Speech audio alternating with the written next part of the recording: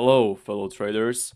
Haha, yeah, I feel so cool. Now I can introduce you some crazy strategy and sell you a fucking course where you'll learn absolutely nothing but dog shit. Anyways, shit. Back to topic.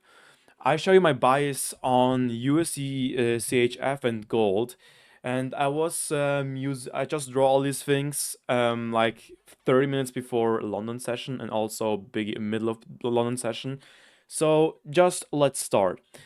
No shit. Now on gold, Jesus. Now on gold, we see that price took out on London session this high, and I was expecting to push even further high to get into this 1 hour order block. This is a very strong supply zone because I've been waiting for days that it will go down because of the very strong order block here down here, but I was kind of misreading this and I reflected on that.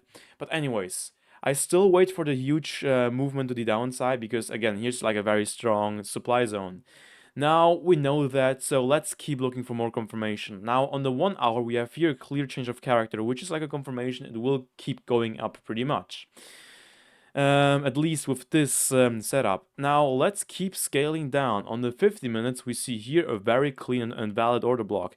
And actually, in London session open, it was tapping into this order block, and it was pretty close to trigger my buy limits, but unfortunately it didn't, because when we scale down to the 5 minutes, I like to use on the 5 minutes for entries and also using like, I would say, entry order block, like right there.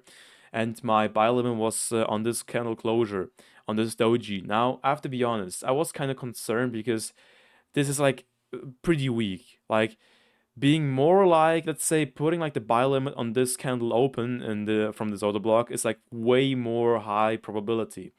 Now I missed this one, kind of sad, but let me tell you something. If I would have an open position on this one, then I would have probably put like a TP right there, and this would be like TP1 because I really think it's going to get into this area today because gold was like kind of messing around the past few days and kept pushing higher. So I was looking at this like for days, like really. Now on USDCHF, I was looking for shorts because when we look on the daily, I can tell you why. It wants to go up. Also, when I look on the weekly, it wants to go up. But why am I looking for shorts? I tell you why. Now on the 1 hour, we have here a very strong and valid order block, a very strong demand zone. And when we want to get our entries, we look confirmation for that. So we see here also an order block, and we see it was, retesting it twice. Now let's keep scaling down, and when we actually go down to the 5 minutes, we see here an entry order block right there, but I was sleeping when I was getting that the first time because on this entry order block my sell limit would have been right there if I just would have spotted this order block earlier. So it would have been triggered. My stop loss would be above this high, because of the spread and shit, but it didn't. So I had to look during the London session for this. So now it was getting into this order block, but not the entry order block, just on this bigger order block. So in theory, I would have set it right there on this bottom of the order block, sell limit. But to be honest, this would be like kind of risky. But if I would have been like super, super, super focused on the smaller time frames, then this would be possible. Why? Because then we would observe that here's like some AMD formation going on, manipulation, sorry, I mean accumulation, manipulation, then distribution. Boom. And what would the oh my god, what would be my stop loss? I mean, Jesus, sorry guys, I just did some sports. What would be my take profit? Either this low or this prominent low when you look at it on the 50 minutes. And what do we see? Boom, would have been hit. So this would be like a very clean, high confidence trade. Damn. So yeah, now at least I was able to take trades on this with a contest account, like taking those little rallies because they were also like I would say pretty obvious. Like say we see like this London session fake out, but still knowing it will pretty sure retrace to this area. So yeah, I actually opened a new position. Let me show it right there. Boom. Now let me tell you, from the beginning, the equity was 100k. But as I mentioned, the past few days I was expecting this and I kind of messed it up big time to go down.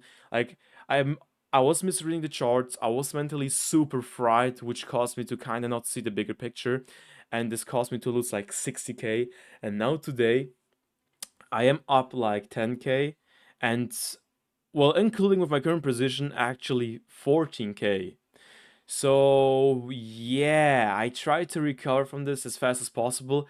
Now, to be honest, I have no clue if I can make it, but it ends in 10 days, this contest. So if I'm able to get like to 200k in this 10 days, this would be like very trim, you know. At least I want to get on the leaderboard. I just want to get on the fucking leaderboard.